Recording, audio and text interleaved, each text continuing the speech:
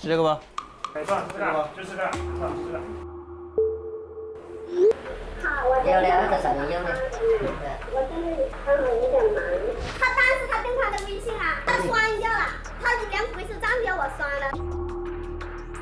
再说了，帮拍完发给他看看，你说这微信是不是你本人在用的？全部都是他发给我的。你这里打印张票是多少钱？打印一张是3块钱。做一次是多少钱？每一次的价钱都不同，他张数不同。前面15笔是的，这2笔，对，这是14600。你的每一笔钱都是这个微信上收的？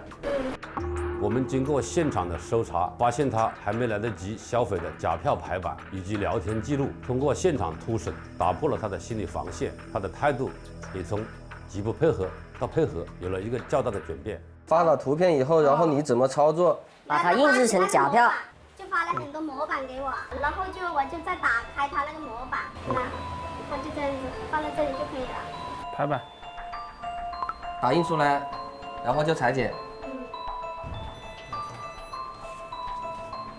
打印的就这样，然后背面也是同样的方法，然后把它对齐。这个假票2维码你扫进去过没有？没有。它会显示这个票上的信息、价格和座位号，还有日期。此票为真票。他们做的假票仿造程度都比较高，2维码都是有后台连接的，扫进去后，演唱会所有的信息都会显示出来。粉丝求票心切，但也一定要擦亮双眼，要通过正规的平台渠道购买门票。你现在知道你这些打印的都是假票了吧？刚开始是不知道。你现在知道了吗？